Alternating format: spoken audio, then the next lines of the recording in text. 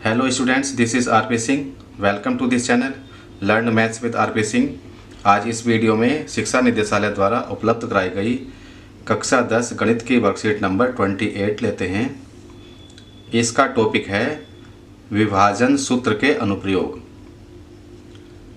याद कीजिए और बताइए विभाजन सूत्र।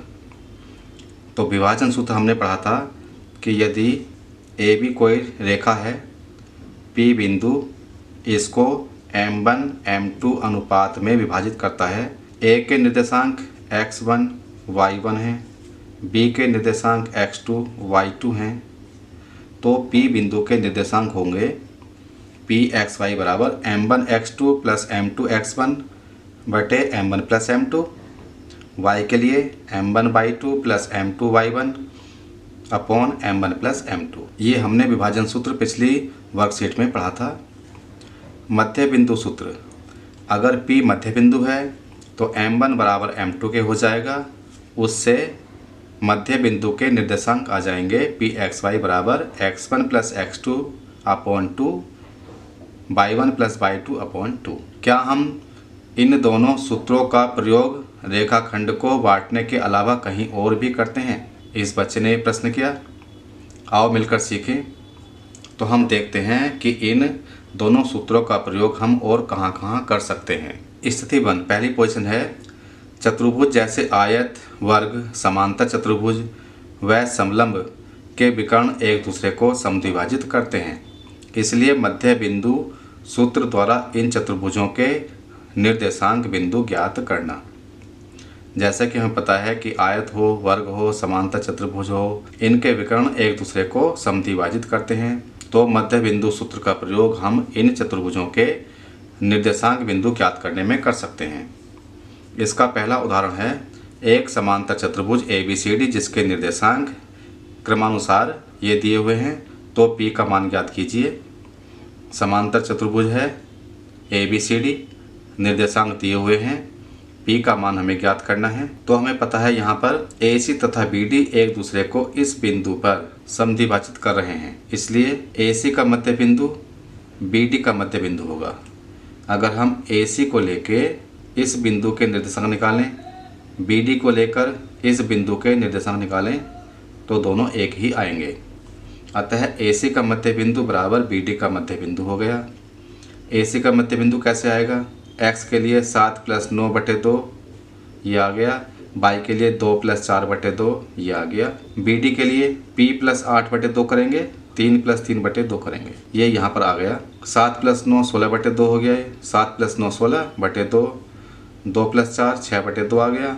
8 प्लस p बटे 2 ऐसा ही रहेगा, 3 प्लस 3 बटे 2 ये 6 बटे 2 आ गया। इसको सोल्व करेंगे, यहाँ से 6 बटे 2 और ये 6 बटे 2 दोनों तरफ तुलना करने पर ख़त्म हो जाएंगे। तो 16 बटे 2 बराबर 8 प्लस p बटे 2, इससे p का मान 8 आ जाएगा। 8 इसका उत्तर आ गया। अब दूसरी स्थिति है रेखाखंड को 3 समान भागों समत्रिभाजित में बांटकर विभाजन सूत्र द्वारा निर्देशांक बिंदु ज्ञात करना। जैसे कि यहाँ पर AB एक रेखाखंड है, इसको 3 बराबर भागों में बांटा गया है P बिंदु तथा Q बिंदु के द्वारा। अतः AP, PQ, QB ये दूरियां बराबर हैं। तो अगर हम P बिंदु की बात करें तो P बिंदु ने AB को 1:2 में विभाजित कर लिया। ये एक हिस्सा, आगे के 2 हिस्से। तो P के लिए M1 1 होगा, M2 2 होगा। अगर हम Q की बात करें तो Q बिंदु ने AB को 2:1 में विभाजित किया। A से Q तक 2 हिस्से, Q से B तक 1 हिस्सा। तो इस तरह से हम विभाजन सूत्र का उपयोग कर P तथा Q के निर्देशांक ज्ञात कर सकते हैं। इसके ऊपर आधारित उदाहरण नंबर 2 है। उदाहरण 2 है यदि रेखाखंड AB जिसके निर्देशांक A 4 1 और B 2 3 है व P और Q इसे समत्रिभाजित करते हैं तो बिंदुओं P और Q के निर्देशांक ज्ञात कीजिए। P तथा Q बिंदुओं ने AB रेखाखंड को समत्रिभाजित किया। इसका मतलब अगर हम P बिंदु को लेते हैं, AP अनुपात PB 1:2 होगा। ये एक हिस्सा, ये 2 हिस्से।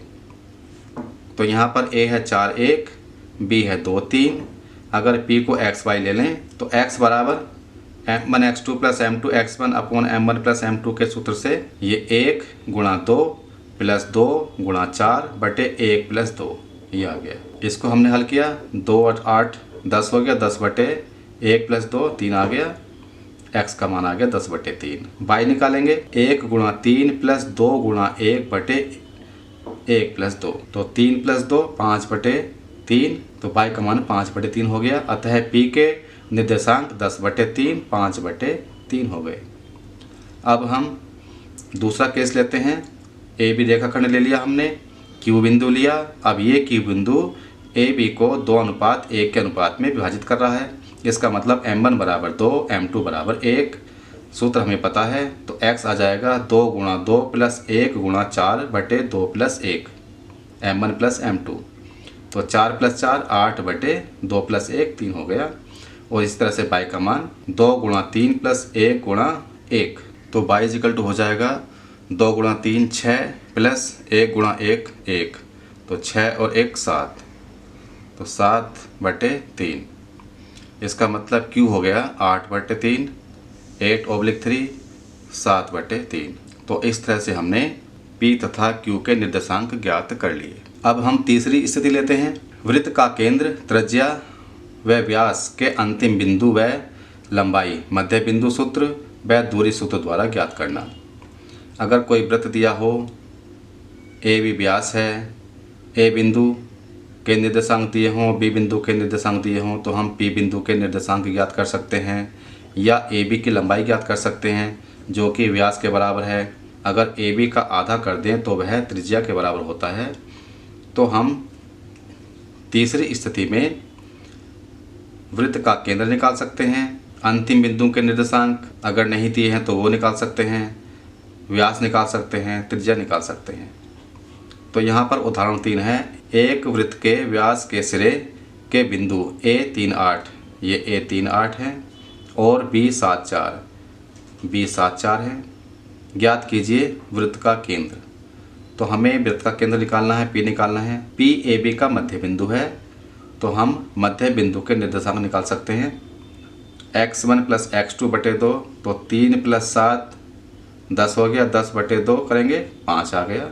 y निकालने के लिए 8 प्लस 4 बटे 2 करेंगे, 8 और 4 12 बटे 2 6 आ गया। ये यहाँ पर किया गया है। व्यास निकालना है, मतलब ए बी की लंबाई ज्ञात करनी है। तो ए बी की लंबाई ज्ञात करने का सूत्र x1 माइनस x2 का whole square plus y1 minus y2 का होल स्क्वायर का वर्गमूल। ये एक्स वाई की लंबाई ज्ञात करने का सूत्र हो गया।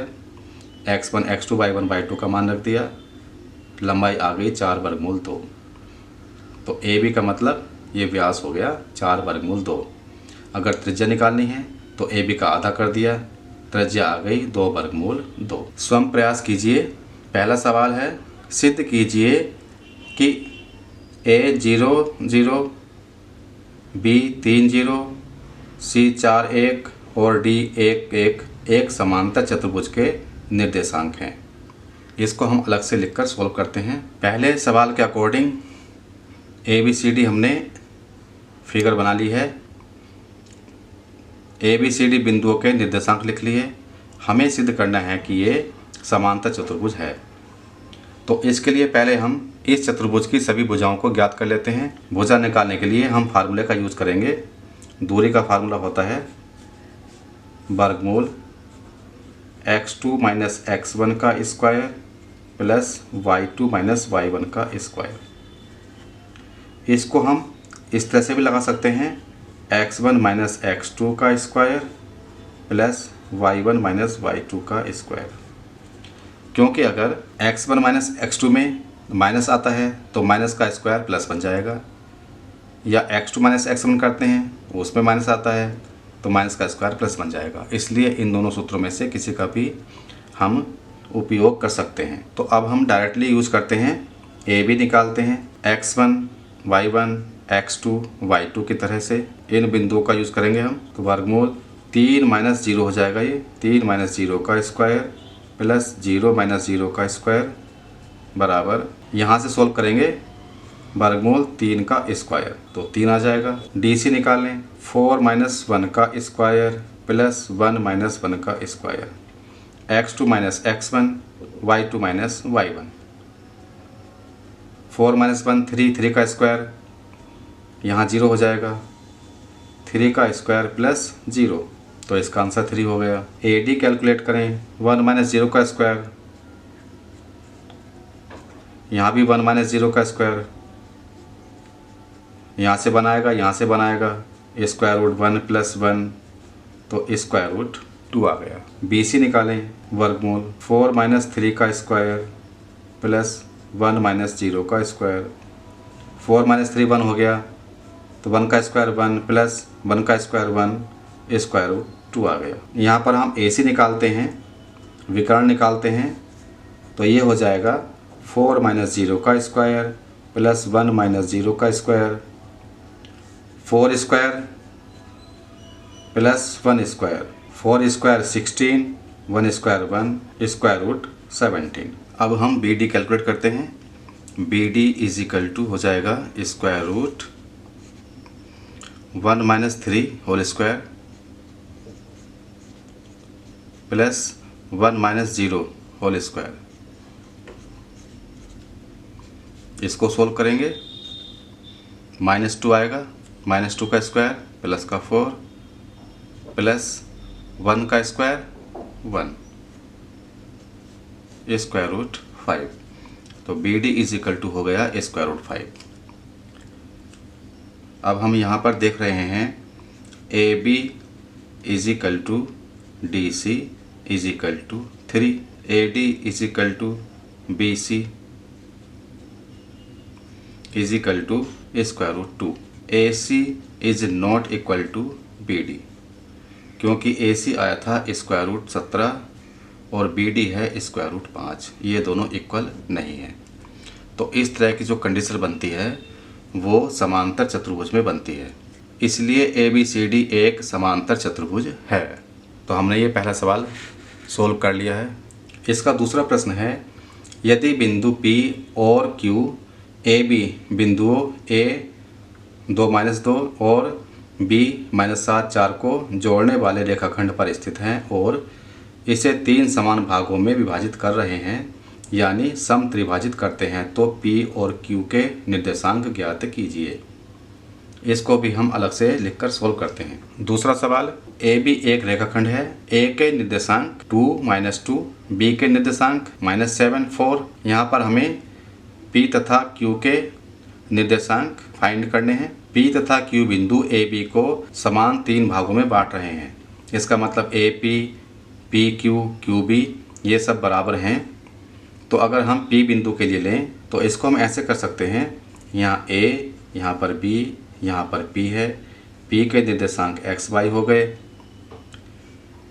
तो यहाँ पर ये एक हिस्सा है, ये 2 हिस्सा है। इसका मतलब M1 बराबर 1, M2 बराबर 2 हो गया। ये 2 और -2 है, और यहाँ -7 4 है। ये x1 y1, यहाँ पर x2 y2। तो हम P बिंदु के निर्देशांक निकालेंगे। x बराबर M1 x2 plus M2 x1 upon M1 plus M2। तो x इज इक्वल टू हो जाएगा 1 इंटू -7 प्लस 2 इंटू 2